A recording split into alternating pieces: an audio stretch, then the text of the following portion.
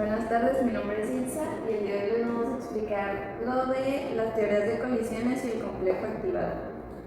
Para empezar, tenemos que la cinética química es aquella que estudia la rapidez de las reacciones químicas y cómo variables, como por ejemplo la concentración, la temperatura y los catalizadores influyen en ella.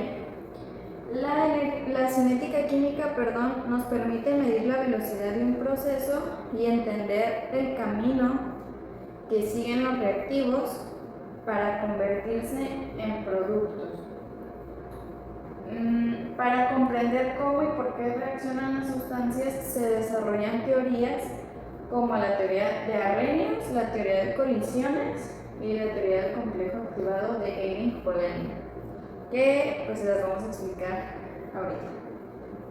Bueno, ahora la teoría de Arrhenius, que fue propuesta por Svante Arrhenius en 1889, que nos dice que las moléculas van a necesitar de la energía mínima, lo cual esta energía se va a llamar de energía de activación para que pueda reaccionar. Esta nos va a explicar la dependencia de la velocidad de reacción a la temperatura mediante la ecuación que está aquí, que nos dice que la constante de velocidad es igual a el factor de frecuencia elevado a la menos energía de activación entre el coeficiente de los gases por la temperatura.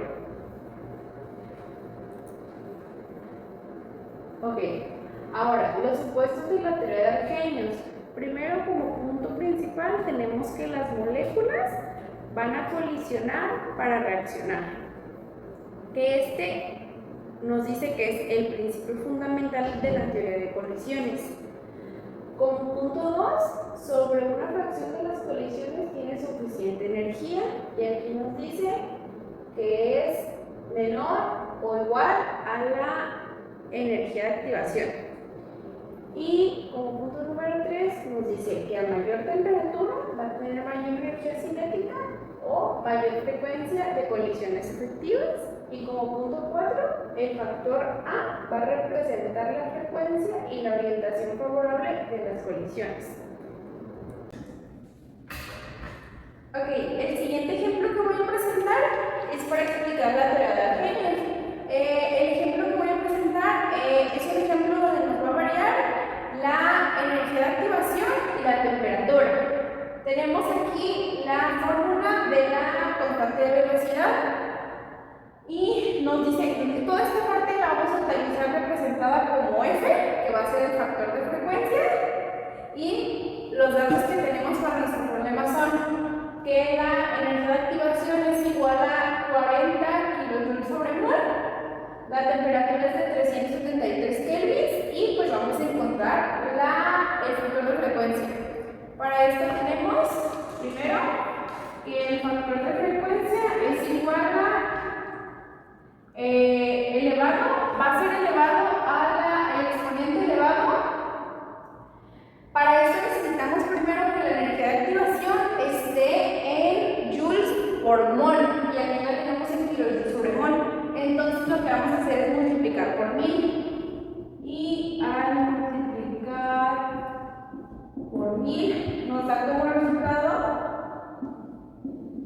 40.000 joules por mol. Esto va a ser sobre la constante de los gases.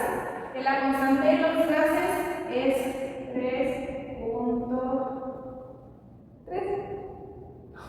8.314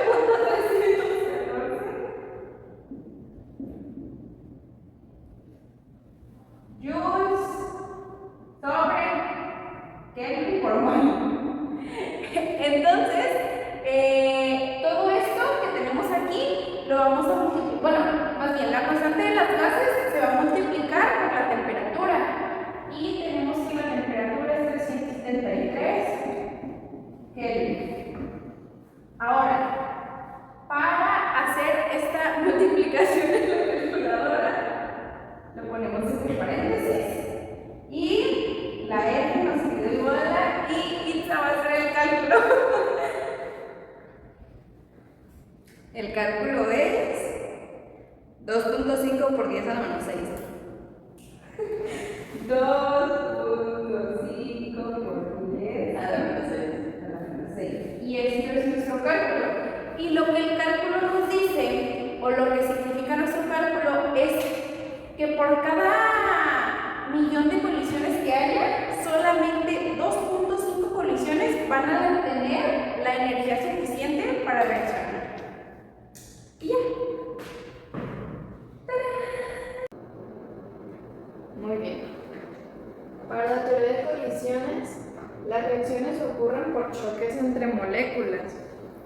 Cuando las moléculas de estos reactivos deben colisionar para que ocurra una reacción, se observa que no todas las colisiones son efectivas. ¿Por qué? Porque si una colisión efectiva, las moléculas chocan con energía de activación, que es la mínima energía necesaria y la orientación correcta. También propone que las moléculas deben tener energía suficiente y deben estar presentes cuando chocan con la orientación correcta. En caso de que falte algún factor, los reactivos solo rebotan sin reaccionar. Ahora, un problema de la teoría de colisiones en el contexto de la cinética química. Esto para poder identificar qué se hace en el caso de una gráfica, en caso de gráfica, un problema. La gráfica debería de ser un diagrama de energía potencial que, bueno, serían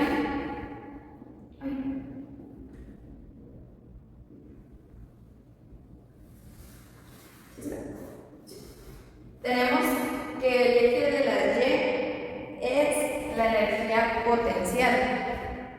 Y el eje de las X es el progreso de la reacción, ¿no? Entonces, aquí tenemos ya unos datos que nos dice que de reactivos tenemos 50 kilojoules sobre mol, de productos tenemos 20 kilojoules sobre mol, y en cuanto a la energía de activación, tenemos 80 kilojoules sobre mol. ¿Cómo representamos esto en una gráfica? Bueno, pues principalmente tenemos que el punto inicial es 50 kilojoules sobre mol. Entonces, pongámosle que 50 está aquí.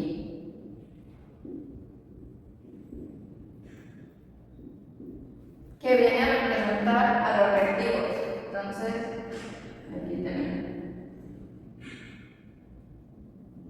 reactivos. Y para los productos tenemos que se representan en 20 kilojoules sobre mol. Entonces, pongámosle que está de este lado 20 kilojoules sobre mol. En cuanto a la energía de activación, ¿cómo hacemos para representar el pico? Sumamos los 50 kilojoules más la energía de activación, que son 80, y eso nos da un resultado de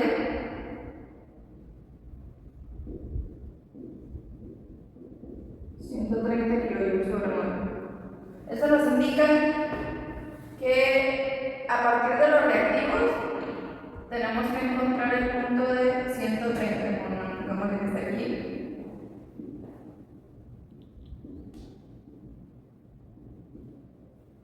Ahora, para los productos, suponiendo que está de este lado,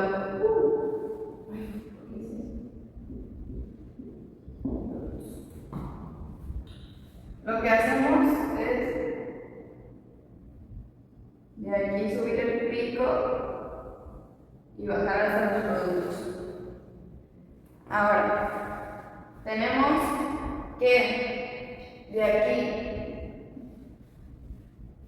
hasta donde están los reactivos es la energía de activación, que son los 80, o sea, la diferencia. Y tenemos entonces que la entalpía de reacción viene a ser los 20 kilojoules sobre mol menos los 50 de los reactivos, que nos da un total de menos 30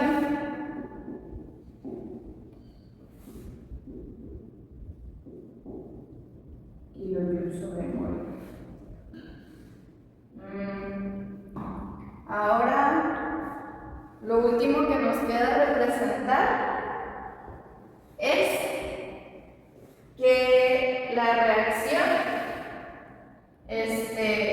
tiene el complejo activado en esta parte.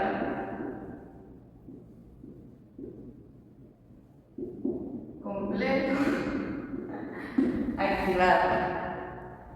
Y finalmente, de aquí denominamos que la entalpía de reacción representa que tenemos una reacción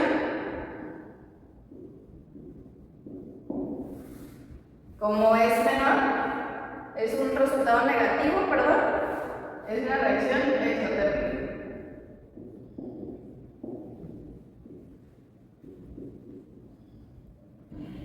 ¿Y ya?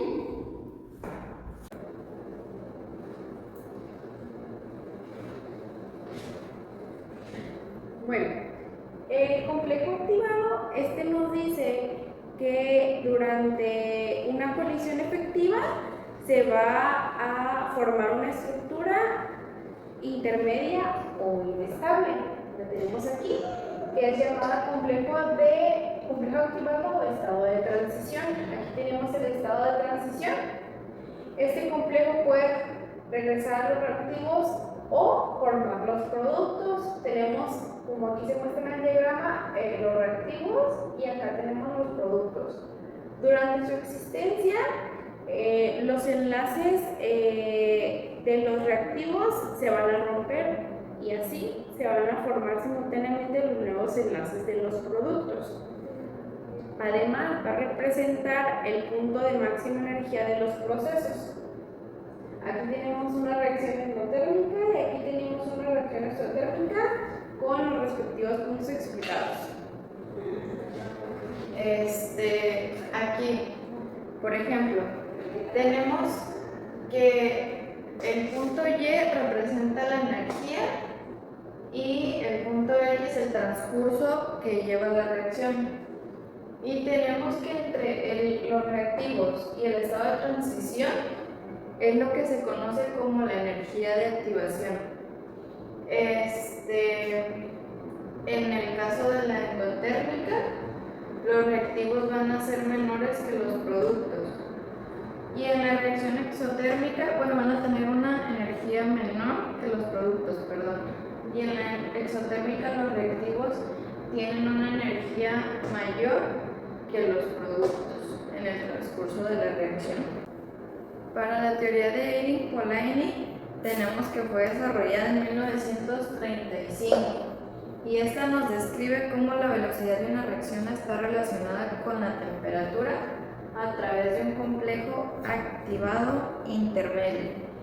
La ecuación que nos presenta es que la constante de Boltzmann se multiplica por la temperatura, dividiéndola sobre la constante de Planck. Esto al exponente de la energía libre de activación sobre la constante de los gases por la temperatura. Como punto 4 de la teoría, tenemos que la velocidad de reacción depende de la probabilidad de formación del complejo y de su descomposición en productos, considerando los factores termodinámicos como la energía libre, la entalpía y la entropía de activación.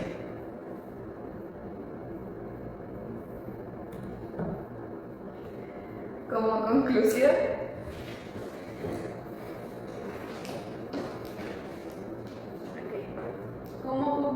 tenemos que las teorías de Arrhenius nos dicen de las colisiones y del complejo activado son pilares para la fisicoquímica, porque estos nos van a explicar la relación que existe entre la energía, temperatura y velocidad de reacción. Sabemos que gracias a ellas podemos predecir mecanismos, diseñar catalizadores y así poder optimizar las condiciones termodinámicas y cinéticas que tienen en un proceso. En conjunto muestran que la cinética química integra modelos experimentales y moleculares. Es todo esto para lograr entender que la energía va a ser controlada a la transformación de los reactivos y también controlada a la transformación de los productos. Gracias.